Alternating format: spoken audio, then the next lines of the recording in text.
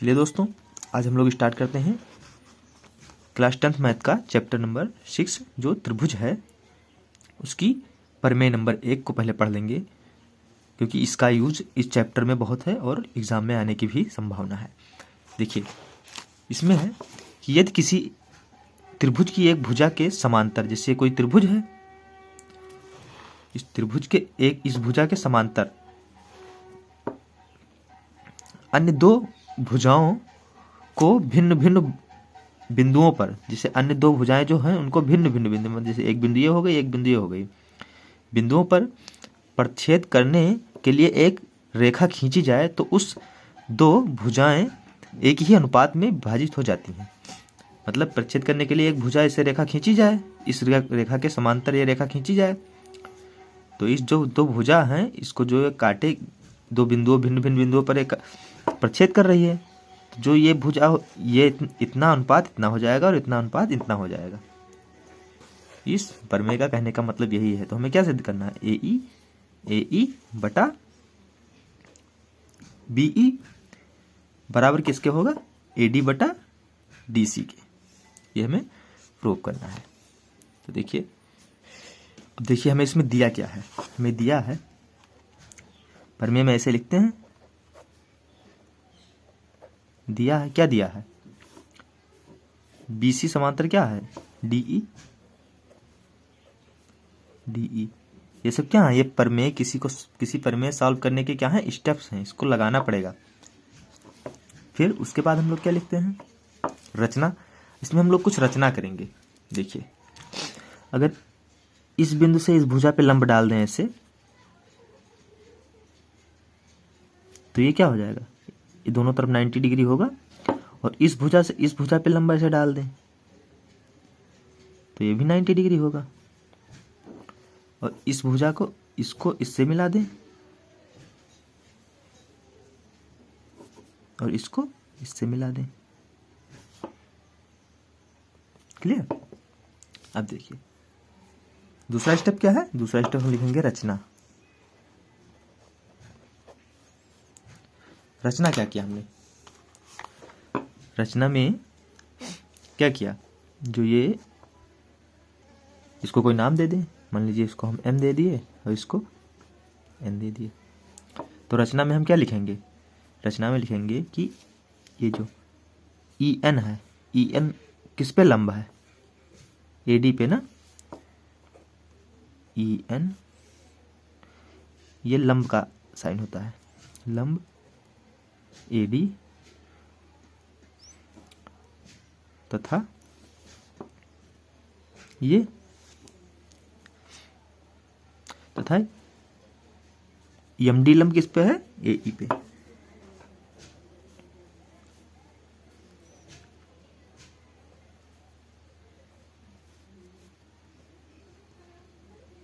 यही तो क्या, इस पे खींचा, AE लंब खींचा किस पे? AD पे। और MD लंब खींचा किस पे?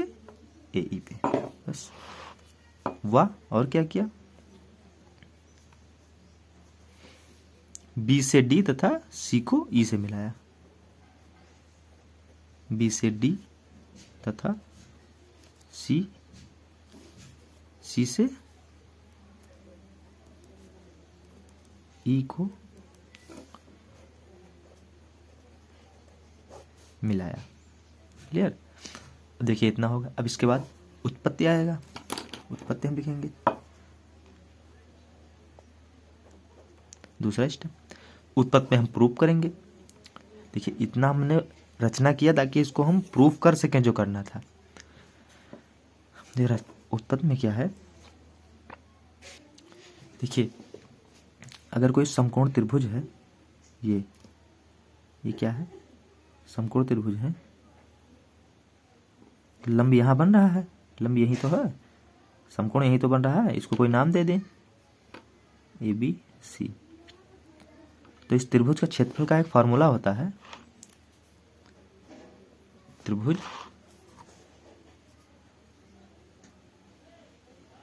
का क्षेत्रफल बराबर क्या होगा? होता है 1/2 गुणे आधार गुणे ऊंचाई। देखिए इसमें क्या हो जाएगा 1/2, तो इसमें आधार क्या है, ये BC है, और ऊंचाई क्या है AE, यही तो ऊंचाई है। अगर इसको आधार मानेंगे तो ऊंचाई ये हो जाएगी, मतलब जो लंबवत होगा वो ऊंचाई हो जाएगी, और जो ये क्लियर हुआ। अगर हम इसको आधार मान रहे हैं तो ऊंचाई ये हो जाएगी, और इसको आधार मान रहे हैं तो ऊंचाई ये हो जाएगी। ये तो कर्ण है, तो इस त्रिभुज का क्षेत्रफल क्या हो जाएगा 1/2 गुणे आधार गुणे ऊंचाई। क्लियर, जहाँ पे 90 अंश का कोण बनना है वहीं पे ऊंचाई वही होगी। क्लियर। उत्तर में क्या लिखेंगे, त्रिभुज AED का क्षेत्रफल पहले निकालेंगे। देखिए त्रिभुज AED का क्षेत्रफल बराबर क्या हो जाएगा, वही हो जाएगा 1/2 गुणे आधार गुणे ऊंचाई, आधार गुणे ऊंचाई। तो 1/2 आधार क्या है, आधार यही तो है AE। देखिए हमें इसको तो प्रूव करना है, इसको और इसको, तो हमें इसी को लेना है। आधार हमें इसको नहीं ले लेना, क्योंकि हमें इसकी तो ज़रूरत ही नहीं है ना। तो हमें जिसकी ज़रूरत है उसको हम आधार मानेंगे। तो आधार क्या मानेंगे, इसको मान लेंगे AE। और ऊंचाई क्या है, अब देखिए 90, यहाँ तो इस त्रिभुज की ऊंचाई ये तो होगी, 90 अंश यहाँ बन रहा है। देखिए त्रिभुज की ऊंचाई ये, इस त्रिभुज की ऊंचाई यही तो होगी, 90 अंश यही बन रहा है, यहाँ से यहाँ तक तो ऊंचाई होगी। ये त्रिभुज है, इसकी ऊंचाई ये है, अगर इसको ऐसे लेटा दें तो ऊंचाई हमें यही तो दिख रही है। तो ऊंचाई क्या हो जाएगी इसकी MD। इसको समीकरण 1 दे दें। अब देखिए अब कौन सा त्रिभुज लेंगे, DEB ले लेंगे। त्रिभुज DBE का क्षेत्रफल,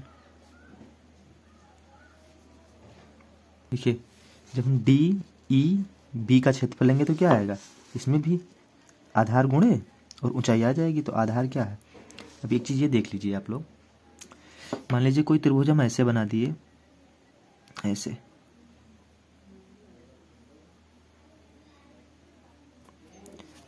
ये मान लीजिए कोई त्रिभुज हमने बना दिया, तो इस त्रिभुज की ऊंचाई क्या होगी, अगर इसको हम थोड़ा और आगे बढ़ा दें तो लंब यहाँ तो बनेगा,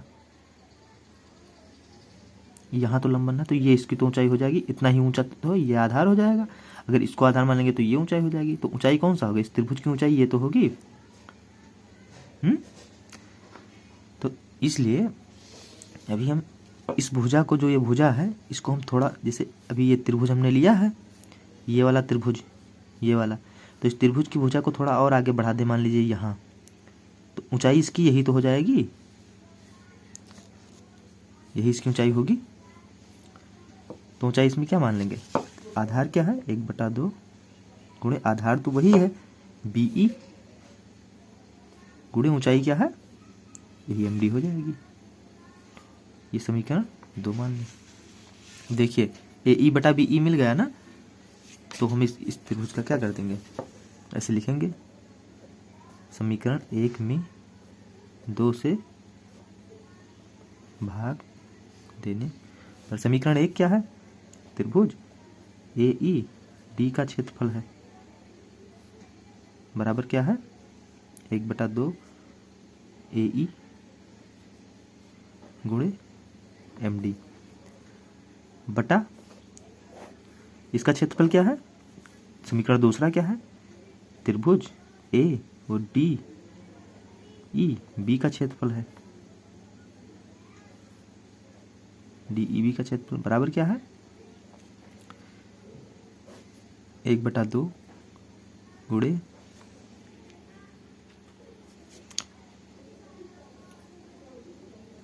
ये BE गुणे क्या है MD।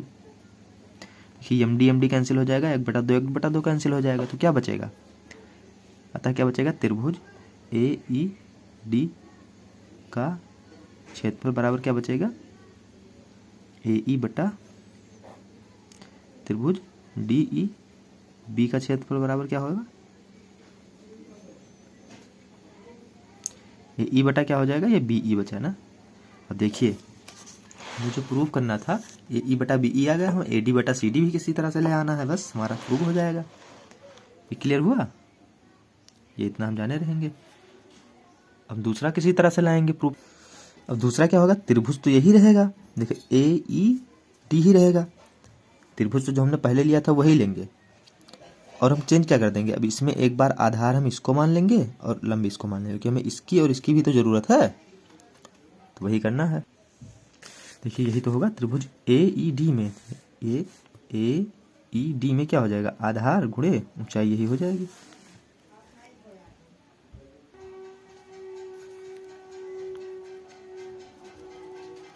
ई एन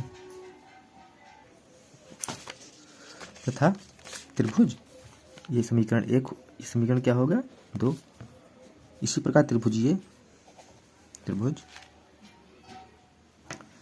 त्रिभुज डी सी बी का क्षेत्रफल बराबर क्या हो जाएगा, त्रिभुज डी सी बी का क्षेत्रफल बराबर 1/2, इसमें आधार क्या है, ये सी डी है, गुणे ऊंचाई। देखिए जैसे उसमें ऐसे आगे किया गया था तो इसको माना गया था, ऐसे ऊंचाई इसको भी इसमें मान लेंगे, क्या ऊंचाई यही तो हो जाएगी ई एन। ये समीकरण कौन सा होगा, वो पहला था, सॉरी उसको समीकरण पहला दूसरा माने थे, इसको तीसरा मानेंगे, इसको कौन सा मान लेंगे, चौथा। ये समीकरण चौथा हो जाएगा। अब देखिए एक चीज हमने पढ़ा होगा कक्षा 9th में, एक प्रमेय थी, आप लोग उसको हम जानते हैं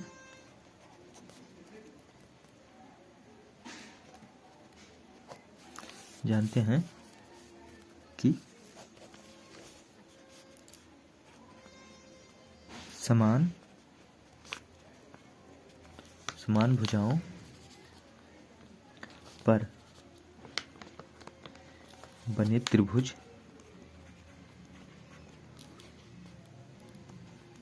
का क्षेत्रफल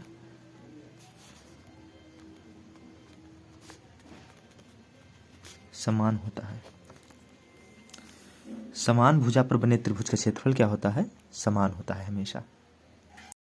तो आप लोग ये देख लीजिए कि देखिए चाहे ये भुजा ले लो या ये भुजा ले लो, तो देखिए इस भुजा पे ये त्रिभुज बना है और इसी भुजा पे ये त्रिभुज बना है, तो त्रिभुज, इस त्रिभुज का क्षेत्रफल और इस त्रिभुज का क्षेत्रफल बराबर होगा कि नहीं होगा। अतः हम लिख सकते हैं त्रिभुज ई डी बी का क्षेत्रफल बराबर बी डी सी का क्षेत्रफल। ये लिख सकते हैं, नहीं लिख सकते हैं, क्योंकि ये जो भुजा है ये उभयनिष्ठ भुजा है ना, इसी भुजा पे ये वाला त्रिभुज है और इसी भुजा पे ये वाला त्रिभुज है ना। देखिए यही, अतः त्रिभुज क्या हो जाएगा, अतः त्रिभुज डी ई बी का क्षेत्रफल, डी ई बी का क्षेत्रफल बराबर क्या होगा, त्रिभुज डी सी बी का क्षेत्रफल। अब देखिए ये इतना इसके बराबर होगा, इसलिए देखिए अब त्रिभुज डी सी बी का क्षेत्रफल, देखिए डी सी बी का क्षेत्रफल क्या है, डी ई बी के क्षेत्रफल के बराबर है, और डी सी ई त्रिभुज डी सी बी का क्षेत्रफल क्या है, 1/2 गुणे इतना, तो जहाँ पे डी सी बी का क्षेत्रफल लिखा है वहाँ पे 1/2 गुणे सी डी गुणे ई एन लिख सकते हैं। तो देखिए वहीं पर लिख देंगे हम, त्रिभुज डी ई बी का क्षेत्रफल बराबर क्या हो जाएगा, 1/2 गुणे सी डी गुणे ई एन, सी डी गुणे ई एन तो हो जाएगा। देखिए ये क्या लिख देंगे, समीकरण 4 से, समीकरण 4 से ही तो लिखा गया है। अब ये इतना होगा। अब इसके बाद अब देखिए यहाँ पे ये ए डी बटा सी डी, हमें ए डी बटा सी डी चाहिए तो था, तो ए डी बटा सी डी मिल गया, ई एन कट जाएगा, तो अब लिख देंगे ऐसे, समीकरण 3 में किससे, इसको मान लो हम समीकरण 5 मान लें, समीकरण 5 से भाग देने पर तो क्या हो जाएगा, त्रिभुज ए ई डी का क्षेत्रफल